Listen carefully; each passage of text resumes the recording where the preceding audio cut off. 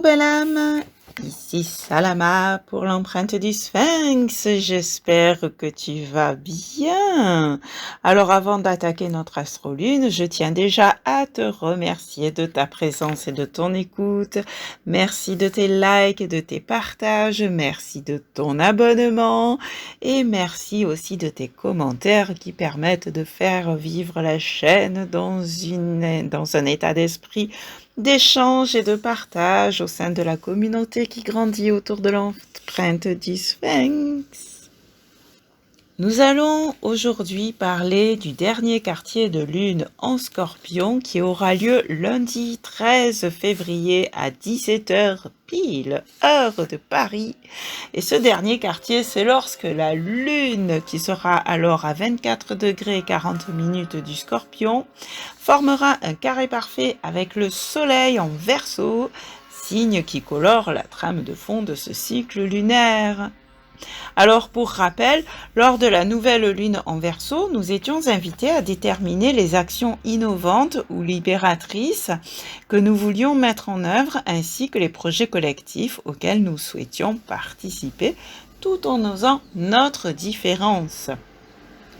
Ensuite, lors du premier quartier de lune en Taureau, se posait à nous la question de savoir si nous allions oser dépasser nos peurs face à notre besoin de sécurité et prendre des risques pour réaliser nos rêves.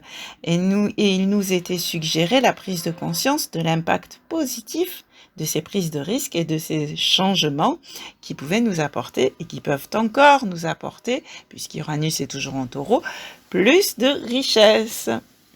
Et puis, il y a eu la pleine lune en Lion, qui nous invitait à trouver l'équilibre entre notre vie privée et notre individualité d'une part, et notre investissement dans un ou plusieurs projets collectifs d'autre part, tout en permettant à notre lumière intérieure de briller. Et voilà que nous arrivons au dernier quart de ce cycle du Verseau qui nous invite avec ce dernier quartier de lune à faire le bilan de ce cycle tout en nous mettant en garde de ne pas tuer notre lumière intérieure au profit du collectif, mais au contraire de l'intensifier en puisant dans nos ressources cachées, dans notre trésor enfoui au plus profond de notre être. Parce que le Scorpion nous parle d'intensité et nous parle aussi des profondeurs, et c'est pour ça que je parle de ce qu'il y a au plus profond de nous. Nous pouvons voir que le Soleil se rapproche de Saturne, qui est toujours en Verseau, pour mettre en lumière les limites que nous nous imposons encore et nous permettre ainsi de les repousser ou carrément de les éliminer. Et pour info, ces deux astres, donc le Soleil et Saturne, seront en conjonction parfaite, c'est-à-dire au même degré du Verseau. Ils seront ensemble en fait, jeudi 16 février. Et puis, il est important, je pense, de parler de Mercure, qui sera elle aussi entrée dans le signe du Verseau samedi 11 février, pour renouveler notre façon de penser et de nous exprimer, de façon plus visionnaire, après être passée par les énergies transformatrices de Pluton, dont elle s'éloignera alors. La parole se libère, et avec la lune noire qui est opposée à Mercure, il se peut que nous ressentions le besoin d'exprimer notre révolte face à certaines figures d'autorité, et que ainsi ça nous permettra aussi de braver notre peur de nous montrer, puisque cette lune noire est en Lion, donc se montrer. Et puis il y a Vénus, en Poisson, qui se rapproche de Neptune, la maîtresse des Poissons, toujours en domicile, et avec qui elle formera une conjonction parfaite mercredi 15 février. Et elle va ainsi exalter nos aspirations romantiques. Ça promet beaucoup de douceur et d'amour pour la Saint-Valentin.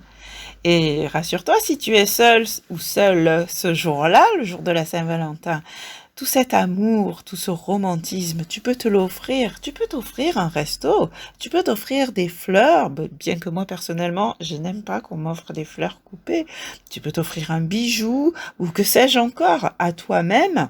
En fait, tu peux te donner de l'amour sans l'attendre de l'extérieur et profite de ces énergies qui seront présentes autour de la Saint-Valentin, qui est la fête réputée de l'amour, eh bien pour t'offrir ces petits plaisirs. Et avec cette Vénus proche de Neptune en Poisson, notre sensibilité et notre part féminine, à toutes et à tous aussi, sera d'autant plus exaltée que la Lune forme un trigone avec Neptune. La Lune qui est aussi un astre de la féminité, de la réceptivité. Et cela va réveiller aussi notre intuition et justement notre réceptivité. Alors autorisons-nous à rêver ces quelques jours plus encore et à ressentir intensément l'intensité de la lune en Scorpion, les belles émotions que ça nous procure, ces rêveries, pour attirer à nous ce qui nous procurera encore plus de ces belles émotions. Quand tu ressens de la joie, c'est le moment d'imaginer ce qui te procure encore plus de joie pour attirer encore plus de joie. C'est un exemple. Donc une pause guimauve, si je peux dire, eh ben ça fait du bien. Autorise-toi ces bons moments, autorise-toi à t'apporter de la douceur, de la tendresse, de l'amour et autorise-toi à rêver. Voilà les messages que m'inspire ce ciel autour de ce dernier quartier de lune en Scorpion. Et c'est marrant parce que finalement, en général, un carré, c'est plutôt frictionnant. Et on parle d'un dernier quartier qui est donc un carré. Donc ça pourrait être frictionnant. Et finalement, eh ben, on termine sur une note positive. Accorde-toi ce positif. C'est l'invitation que je te porte ici avec ce ciel. Voilà, merci beaucoup et à tout bientôt. Ciao, ciao.